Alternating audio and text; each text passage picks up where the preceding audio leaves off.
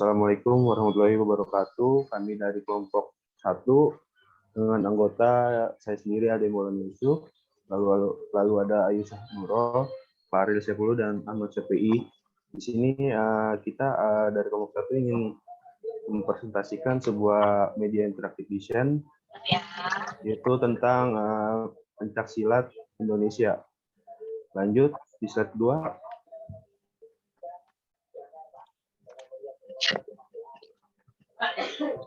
Di sini ada pengertian interaktif media design, yaitu apa itu media interaktif. Sesuai dengan namanya, media sendiri memiliki arti alat untuk menyampaikan, menyalurkan, mengirim sebuah pesan. Sedangkan interaktif sendiri berarti hal yang berjalan berdasarkan interaksi dua arah. Dalam kasus ini berarti pengguna dan media itu sendiri. Lalu media pembelajaran sendiri ada yang bersifat interaktif, ada yang tidak. Contoh media pembelajaran yang tidak interaktif adalah buku, sedangkan media yang bersifat interaktif adalah aplikasi edukasi dengan feedback tertentu. Media pembelajaran mengenal huruf. Ketika ada user yang menyentuh huruf, maka akan ada audio yang berbunyi dari aplikasi tersebut. Lanjut. Di sini ada manfaat, seperti yang diketahui, fungsi utama dari media adalah untuk menyampaikan pesan atau informasi. Lalu misalnya ada bidang marketing, kita dapat menggunakan media interaktif sebagai media promosi, menyampaikan informasi tentang produk yang kita punya kepada calon customer. Atau misalnya dalam bidang pendidikan, kita menggunakan sebagai media pembelajaran untuk menyampaikan informasi pelajaran melalui media interaktif. Lanjut. Sini ada manfaat yang pertama, yaitu interaktivitas yang menarik dan menyenangkan. Media interaktif biasanya didesain dengan memberikan feedback kepada user yang dibungkus melalui visualisasi yang menarik. Lalu kedua ada efisiensi waktu. Seperti yang diketahui, media interaktif paling banyak adalah digunakan untuk media pembelajaran, sehingga informasi yang cukup banyak dapat didapatkan dan disampaikan dalam waktu yang singkat. Lanjut. Dari sini akan dijelaskan oleh Ahmad Syafi'i. Boleh langsung. Ya, manfaat ketiga yaitu penyampaian informasi jadi lebih efektif. Dengan media interaktif, kita dapat meminimalisir miskomunikasi atau disinformasi antara informasi yang mau kita sampaikan dengan informasi yang diterima oleh user. Tentu ini akan menjadi manfaat yang sangat baik bagi seorang pelajar. Dengan belajar menggunakan media interaktif, maka materi pelajaran akan dipahami dengan benar. Yang keempat, yaitu hemat biaya. Bagaimana media interaktif bisa menghemat biaya? Dengan media interaktif, kita memungkinkan untuk melihat apa yang ditampilkan dengan miskop tanpa harus mempunyai sebuah miroskop seperti menampilkan bentuk bakteri, sel, dan lain-lain. Ya, lanjut. Yang kelima yaitu detail. Tentunya teman-teman sudah mengenal istilah 3 dimensi kan? Nah, dengan menggunakan visualisasi 3 dimensi pada media interaktif, maka akan memungkinkan untuk memberikan visualisasi yang lebih detail dan sangat mirip dengan benda aslinya.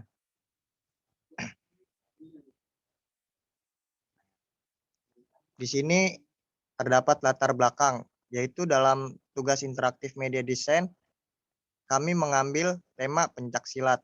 Seperti yang diketahui oleh masyarakat luas, pencaksilat merupakan seni bela diri dari Indonesia. Oleh karena itu, sebagai warga negara Indonesia turut serta untuk melestarikan kebudayaan Indonesia, terutama dalam bidang bela diri, yaitu pencaksilat, dan mengedukasikan kepada masyarakat tentang pencaksilat melalui pembelajaran interaktif media desain ini.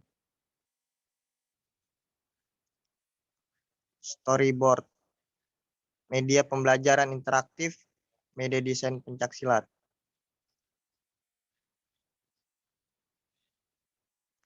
Ya, selanjutnya.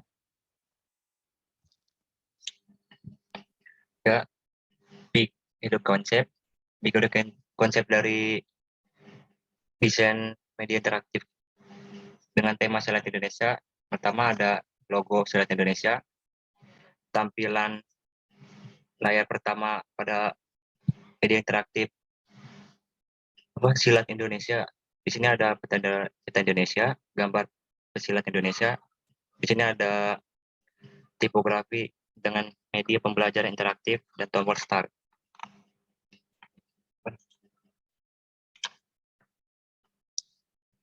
Dan di sini ada tombol back dan sampingnya ada logo Silat Indonesia. Dan di sini ada tombol untuk bermain kuis. Dan di sini adalah tempat di mana media-media pembelajaran yang akan dimulai. Ada pengertian, sejarah, dan teknik dasar dari silat tersebut. Di sini ada tombol back dan logo Silat Indonesia. Dan di sini materi yang akan ditampilkan dalam media interaktif.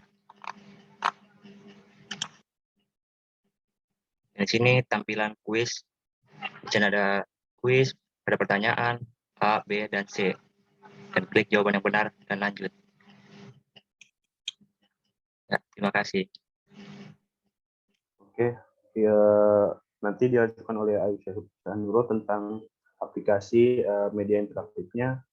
Farel mungkin bisa di-share ininya, media interaktifnya.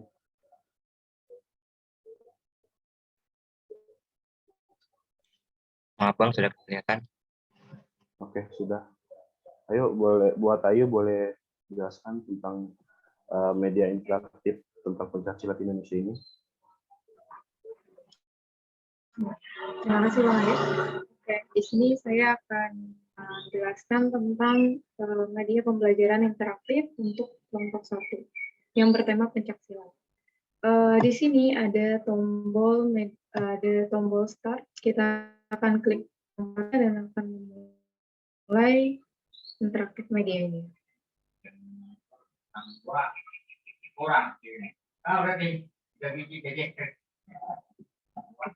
Pertama, ada ikon pena, yaitu pengertian. Kedua, ada sejarah, gambar boba dengan teknik dasar silat, ada gambar pesilat. Kita akan masuk ke pengertiannya.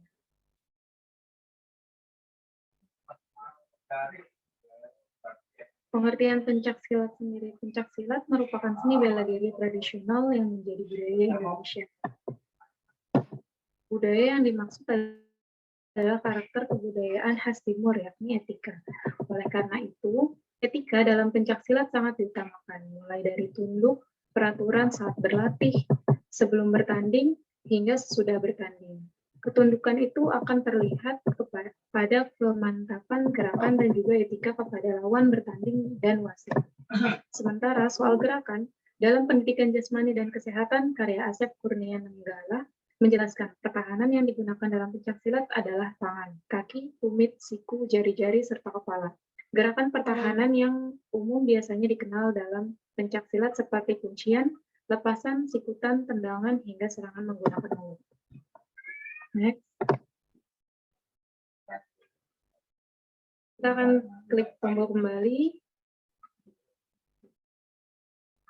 Kemudian ke sejarah.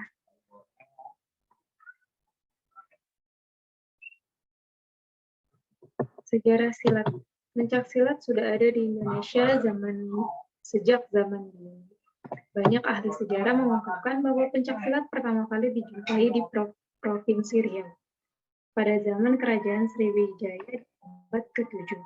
Kala itu, pencaksilat masih sederhana, berupa gerakan tangan dan kaki. Seni bela diri ini kemudian menyebar ke wilayah Semenanjung Malaka hingga Pulau Jawa. Hingga kini, pencaksilat masih terus dilestarikan sejak usia dini, baik melalui pendidikan maupun kompetisi tingkat nasional dan internasional.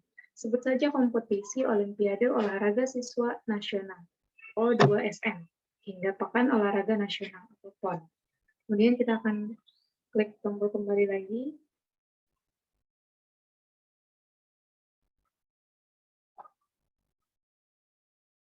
Selanjutnya kita akan klik tentang teknik dasarnya. Di sini teman-teman bisa mengetahui beberapa teknik dasar yang ada di pencaksilat. Yang pertama yaitu kuda-kuda. Sikap kuda-kuda merupakan salah satu teknik dasar dalam pencaksilat yang harus dipelajari dan dikuasai dengan baik. Pada intinya, sikap kuda-kuda merupakan sikap siap dari anggota tubuh guna menjaga keseimbangan yang baik saat menyerang lawan maupun saat bertahan dari serangan lawan.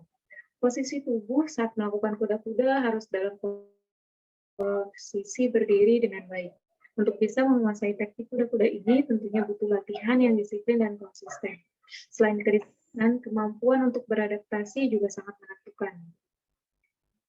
Selanjutnya, teknik kuda-kuda depan.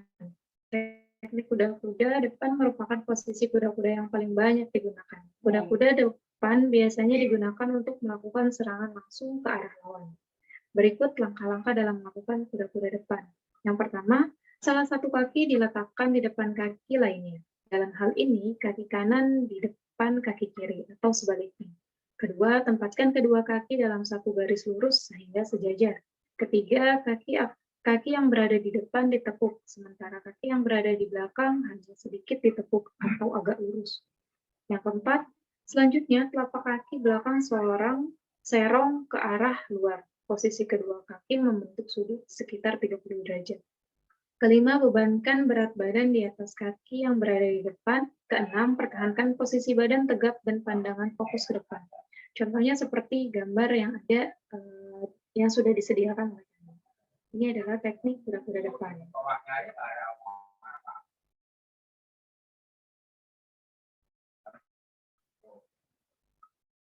Yang kedua ada teknik kuda-kuda tengah. Pada posisi kuda-kuda tengah, berat badan ditopang oleh kaki. Posisi ini biasanya digunakan untuk menahan serangan dari depan, sehingga tubuh tidak akan terpental ke belakang. Berikut adalah langkah-langkah dalam melakukan kuda-kuda tengah. Yang pertama, posisikan kedua kaki sejajar dan buka kurang lebih 2 kali lebar bahu. Yang kedua, tekuk kedua kaki hingga membentuk sudut 90 derajat. Yang ketiga, posisi badan tegap dengan titik tumpu berat badan berada di tengah. Contohnya seperti gambar yang sudah kami sediakan.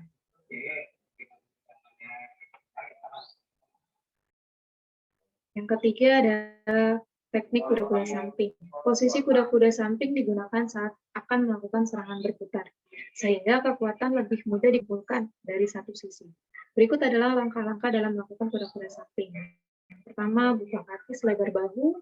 Kedua, tekuk salah satu kaki yang dianggap paling dominan dengan posisi kedua kaki sejajar. Yang ketiga, bebankan seluruh berat badan pada kaki yang ditekuk.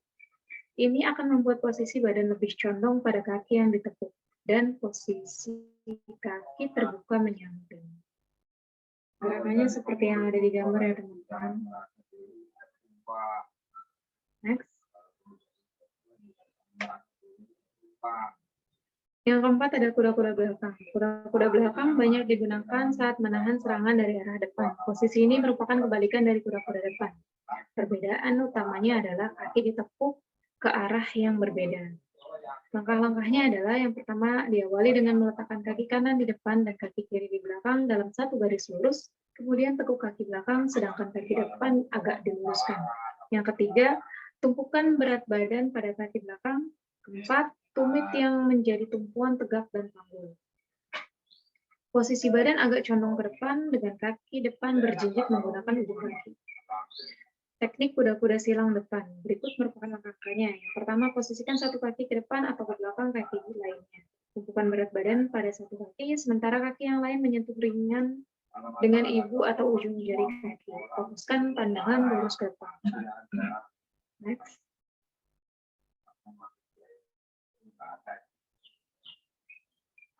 Teknik kuda-kuda silang belakang. Kuda-kuda silang belakang adalah posisi kuda-kuda dengan salah satu kaki berada di belakang dalam keadaan menyilang dan kaki ditumpukan ke belakang. Langkah-langkahnya adalah letakkan salah satu kaki di belakang, apakah kaki kanan di depan kaki kiri ataupun sebaliknya. Posisikan kedua kaki dalam satu garis lurus. Kaki yang berada di belakang ditekuk, sementara kaki bagian depan sedikit diluruskan. Yang keempat, tumpukan berat badan pada kaki yang berada di belakang. Posisi kedua kaki ini membentuk sudut sekitar 30 derajat. Yang kelima, posisikan badan tegak lurus agar tidak kehilangan keseimbangan. Itu adalah penjelasan tentang teknik kuda-kuda yang ada di silat. Kemudian kita akan klik tombol kembali. Boleh, ayo saya bantu ya untuk sikap pasang. Untuk sikap pasang ini dalam pencaksilat merupakan gabungan dari kuda ataupun tanpa kuda-kuda dengan sikap kaki tangan. Gerakan tersebut juga harus disertai dengan kesiagaan indera dan mental yang kuat. Sikap pasang dapat dibagi menjadi beberapa jenis berdasarkan penggunaannya, yaitu sikap terbuka, sikap pasang tutup. Sikap pasang terbuka ya sikap pasang dalam melindungi tubuh dengan menggunakan tangan dan dada. Sedangkan sikap pasang tertutup memiliki tujuan yang untuk melindungi menggunakan lengan dan tangan. Lanjut. Lalu di sini ada sikap pasang 1. Yang pertama itu lakukan sikap kuda-kuda tengah belakang. Lalu yang kedua posisikan berat badan di tengah kanan dan kiri. Lalu yang ketiga letakkan kedua tangan di depan dada dengan posisi telapak tangan terbuka seperti contoh gambar di atas. Gambar pertama yang sebelah kiri, lalu yang kedua itu yang sebelah kanan. Lanjut. Lalu ini sikap pasang 2. Yang pertama itu lakukan sikap kuda-kuda tengah sorong seperti gambar pertama. Lalu yang kedua letakkan tangan kiri di depan dada dengan posisi telapak tangan terbuka, gambar keduanya. Lalu yang ketiga letakkan tangan kanan di depan dada dengan posisi telapak tangan mengepal, gambar ketiga. Lalu buka kedua kaki selebar bahu seperti gambar yang keempat. Lanjut. Sini sikap pasang 3, yaitu lakukan sikap kuda-kuda samping. Yang kedua posisi kaki lurus dan kaki kanan ditekuk. Lalu yang ketiga letakkan tangan kanan ke samping lurus dengan posisi telapak tangan terbuka. Lalu yang keempat letakkan tangan kiri menyilang di depan dada dengan posisi telapak tangan terbuka atau sebaliknya seperti ini, seperti yang pada gambar. Ya, lanjut. Lalu di sini ada sikap pasang 4. Yang pertama lakukan sikap kuda ke depan. Yang kedua posisikan kaki lurus dan kaki kanan ditekuk. Yang ketiga letakkan salah satu tangan di depan dada dengan posisi telapak tangan mengepal. Yang keempat letakkan tangan yang lainnya menyilang di depan dada dengan posisi telapak tangan terbuka. Oke. Kembali Ril. Sudah selesai untuk teknik sikap pasang. Lalu teknik pukulan boleh dijelaskan oleh Ahmad Syafi'i. Boleh PI? Ahmad Syafi'i boleh menjelaskan tentang teknik pukulan?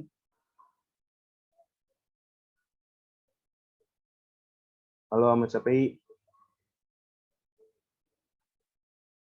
Iya, Bang. Ya, boleh jelasin tentang teknik pukulan? Teknik pukulan. Ya, di sini teknik pukulan.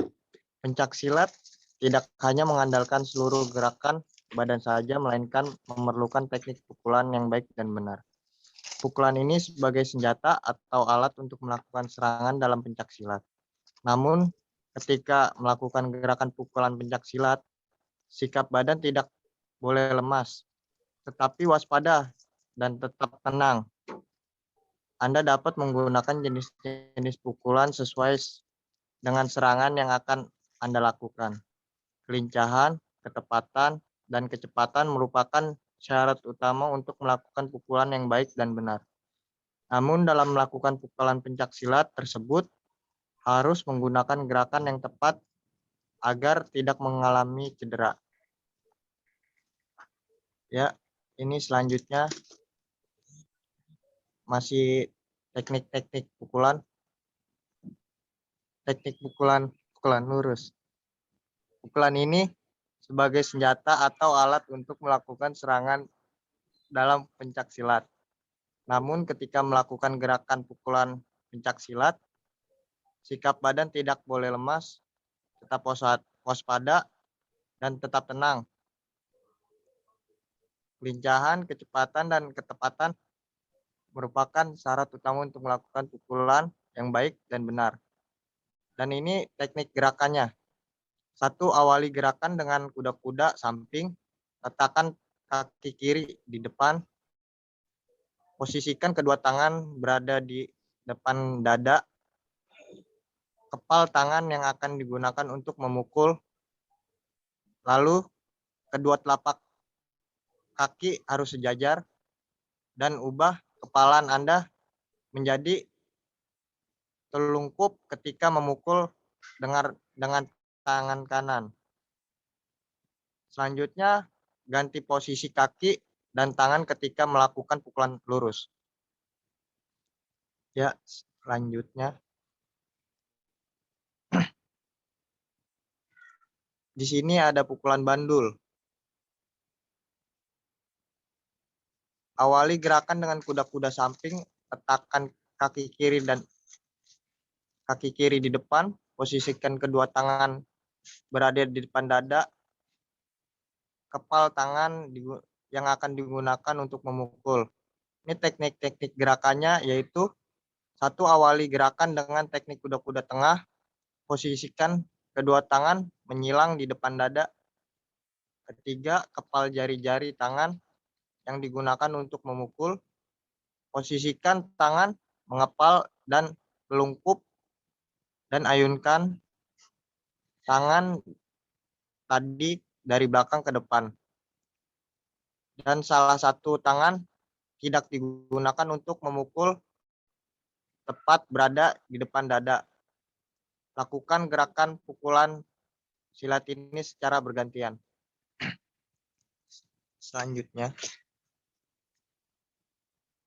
Selanjutnya ada pukulan tegak. Teknik gerakannya yaitu diawali gerakan dengan teknik kuda-kuda tengah. 2. Posisikan kedua tangan menyilang di depan dada, kepal jari-jari tengah yang digunakan untuk memukul. Lakukan gerakan memukul menggunakan tangan kanan ke arah depan dan posisikan kepalan tegak. Salah satu tangan tidak digunakan untuk memukul, tepat berada di depan dada. Selanjutnya, lakukan gerakan pukulan pencak silat ini secara bergantian. Lanjut.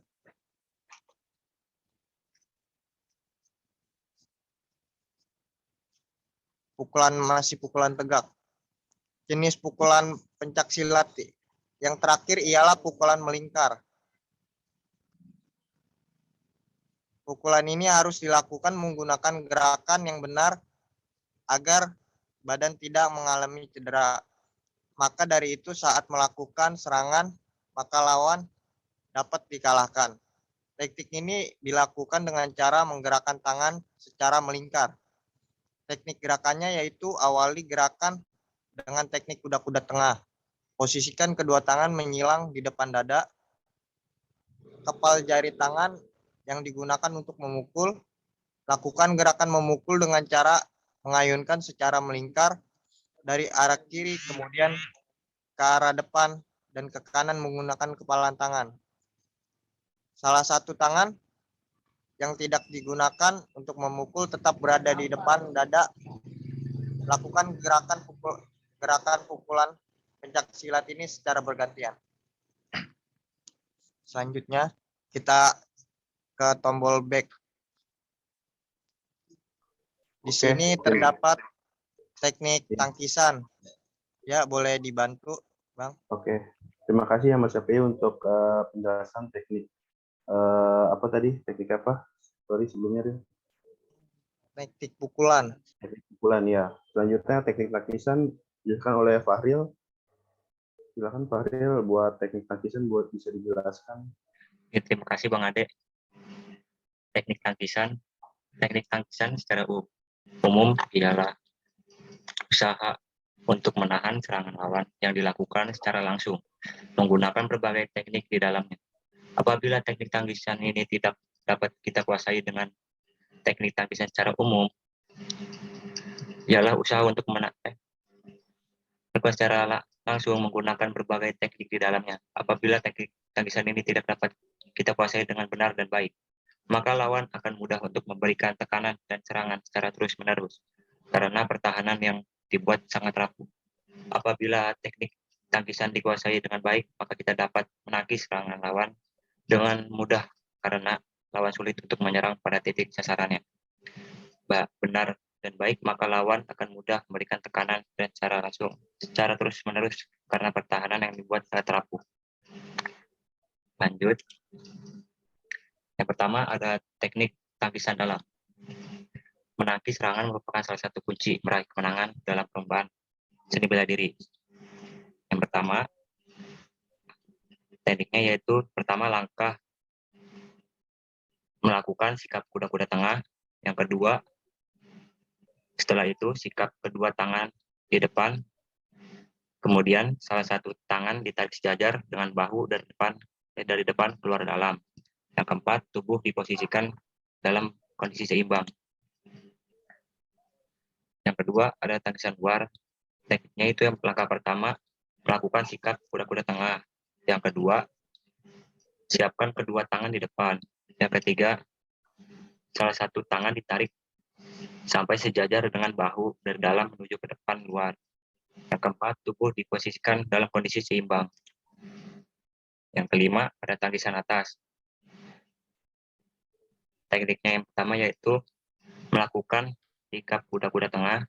Yang kedua, siapkan kedua tangan di depan. Yang ketiga, salah satu tangan untuk melindungi kepala dari serangan sehingga pelaksanaannya dari bawah menuju atas. Yang keempat, tubuh diposisikan dalam kondisi seimbang. Yang kelima ada tangkisan bawah. Teknik langkah pertama yaitu melakukan sikap kuda tengah. Yang kedua, siapkan kedua tangan di depan. Yang ketiga, salah satu tangan ditarik dari atas menuju bawah. Yang keempat, tubuh diposisikan dalam kondisi seimbang.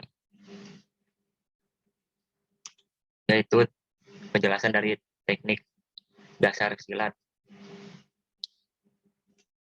Oke, makasih Faril buat penjelasan teknik tangkisan. Boleh kembali ke menu home-nya. Lalu di sini setelah kita menjelaskan tentang pengertian sejarah dan teknik dasar silat, di sini ada menu U-Quiz. Bisa diklik U-Quiz-nya. Faril, di sini media interaktifnya juga ada beberapa kuis.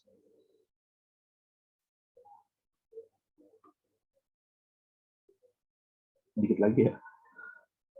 Lanjut.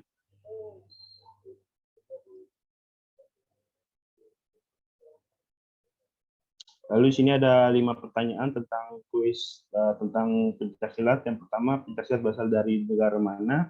Lalu di sini bisa diklik, yaitu ada Jepang, Indonesia, dan Inggris. Coba kita klik Indonesia. Ya, jawabannya benar. Lanjut. Di sini ada pertanyaan kedua, organisasi apakah yang menaungi pencaksilat? Jika kita klik salah, dia akan berwarna merah. Mungkin diklik salah dulu, bisa biar tahu media interaktif itu seperti apa. Ya, ini IPSI jika benar. Lanjut. Berapakah jumlah teknik dasar dalam silat? Tadi juga sudah dijelaskan di menu teknik. Nah, kalau salah dia akan berwarna merah seperti ini. Dan berasal dari manakah pencak silat? Lanjut. Ya, teknik apakah yang berfungsi menjaga keseimbangan? Di sini ada teknik kuda-kuda, teknik pasang, dan teknik gunting. Jawabannya ada di teknik kuda-kuda ya. Coba diklik. Oke, lanjut. Lalu di sini ada pertanyaan terakhir, silat termasuk ke dalam seni, ada drama, lukis, dan bela diri. Jawaban benar yaitu bela diri. Jika kita klik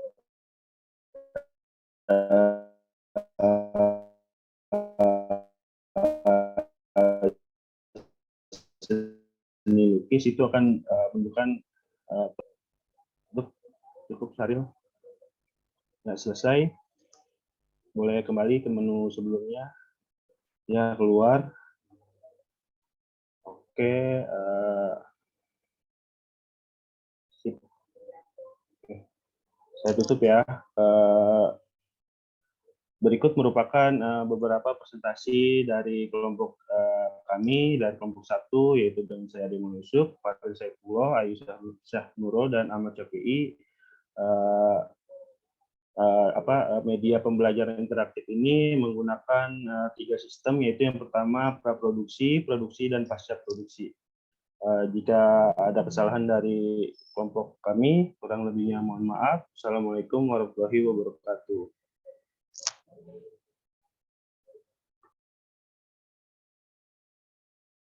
Daryl.